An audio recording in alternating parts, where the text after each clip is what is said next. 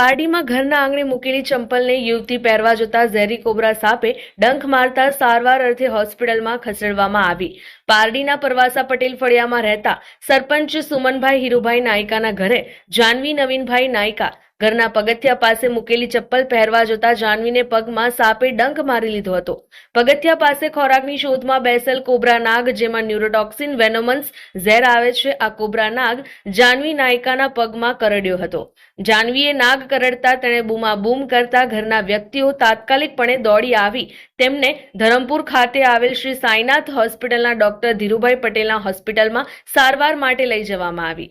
આ વાતની જાણ ઘરના વ્યક્તિઓએ પારડી ટુકવાડાના વન્યજીવ પ્રેમી એવા ભાવનાબેન પટેલને માહિતી મળતા તેમણે wild life rescue trust Navsari Pardi ઉદવાડાના વાઇલ્ડ લાઇફ રેસ્ક્યુઅર્સ જિગ્નેશભાઈ નાયકાને ફોન પર જાણ કરતા તેમણે ધરમપુર કપરાડા વિભાગના વાઇલ્ડ લાઇફ રેસ્ક્યુઅર્સ મુકેશભાઈ વાયડને જાણ કરતા રેસ્ક્યુઅર મુકેશભાઈ તાત્કાલિક ઘટના સ્થળ પરવાસા પટેલ ફળિયા પહોંચી 2 કલાકની ખૂબ જ અને ભારે મહેનત બાદ ઝેરી નાગને સાવચેતીપૂર્વક રેસ્ક્યુ કરવામાં આવ્યો અને આ ઝેરી કોબરા સાપને એકાંતવાળા જંગલમાં છોડી મૂકવામાં આવ્યો હતો। ચોમાસાની ઋતુ શરૂ થવાની તૈયારી થઈ છે ત્યારે તમારા ઘર અથવા તો આજુબાજુમાં ઝેરી બિનઝેરી સાપો ખોરાકની શોધમાં આવી પહોંચતા હોય છે, તેને રેસ્ક્યુ કરવામાં માટે રેસ્ક્યુઅર મુકેશ વાયડનો સંપર્ક કરવા માટે તેમના નંબર 7990977336 અને 8469361533 પર સંપર્ક કરવો। निकट से ना हो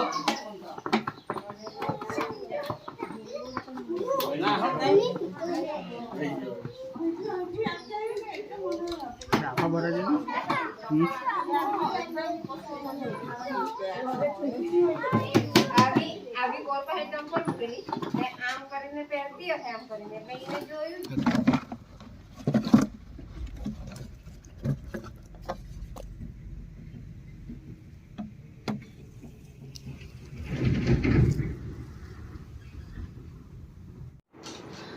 આજે જે એક દર્દી જાનવી હિરેનભાઈ પટેલ ઉંમર 20 વર્ષ રહેવાસી પરવાસા તાલુકા પારડી જિલ્લા વલસાડ ને સવારે 7 વાગે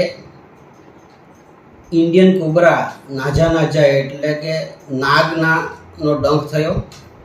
એ જ્યારે એના ઘરમાં ઓટલાનું પગથિયું નીચે ઉતરતી હતી, નીચે પગથિયા પર પગ મૂક્યો અને નીચે જે ચંપલ હતી એ ચંપલ પહેરતી વખતે ત્યાં આગળ સર્પદંશ થયો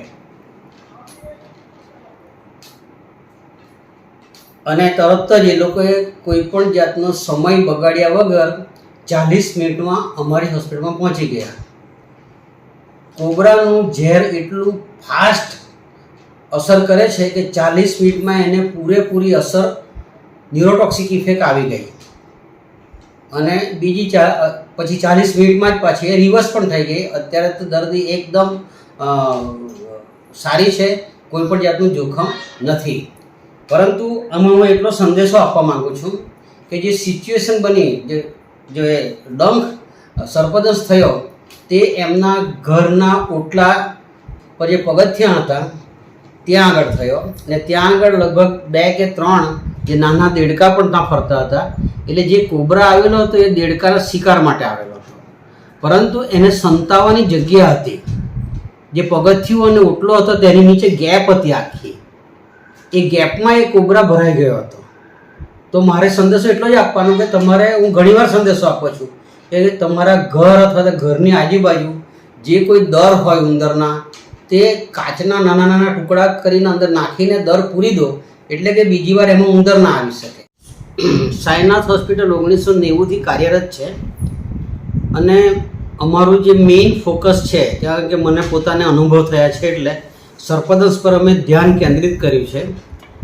અત્યાર સુધીમાં અમારી પાસે બધા જ રેકોર્ડ છે, દરેક દર્દીના નામ સહિત। એમાં 20,600થી પણ વધારે દર્દીની અમે સારવાર કરી છે અને એકદમ ઓછા મૃત્યુ દરથી। ગુજરાત સરકાર દ્વારા મને આ અમારી હોસ્પિટલના છેલ્લા 28 વર્ષથી એના માટે વપરાતા ઇન્જેક્શનો ASVS જે વિનામૂલ્યે પૂરા પાડવામાં આવે છે, તે અમે વિનામૂલ્યે દરેક દર્દીને આપીએ છીએ। તદુપરાંત અમારી હોસ્પિટલમાં જે દર્દીઓ, બધા જ દર્દીઓને રાહત દર સારવાર કરવામાં આવે છે। અને જો કોઈ દર્દી ઘણા ગરીબ હોય તો તેને એકદમ ઘણા રાહત દરે આપવામાં આવે છે, અને જો ઘણા ગરીબ હોય તો વિના મૂલ્યે પણ સારવાર અમે કરીએ છીએ. તેની સાથોસાથ જે અમારો મેડિકલ સ્ટોર અમારો પોતાનો છે તેમાં પણ જે પરચેસ રેટ પર જે પરચેસ આવે છે એટલી જ કોસ્ટ અમે લઈએ છીએ, એટલે ઘણી કોસ્ટ એમને પણ ઓછી થઈ જાય. કેમિસ્ટનું જે કમિશન હોય તે પણ અમે તે બાદબાકી થઈ જાય છે. એ જ રીતે લેબ પણ અમારા સન ઇન લો મોટા જમાઈની છે, એ પેથોલોજીસ્ટ છે, એમાં પણ અમે 50% રાહત આપીએ છીએ. એ રીતે અમે સર્પદંશના દર્દીઓ માટે છેલ્લા 35 વર્ષથી અમે કામ કરી રહ્યા છીએ.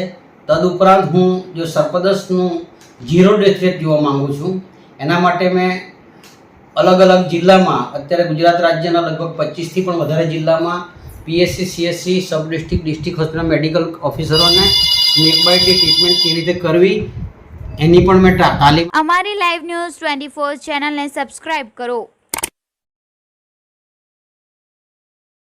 બેલ આઇકોન દબાવો જેથી આવનાર ન્યૂઝ અપડેટ્સની નોટિફિકેશન આપ સુધી સૌથી પહેલા પહોંચે.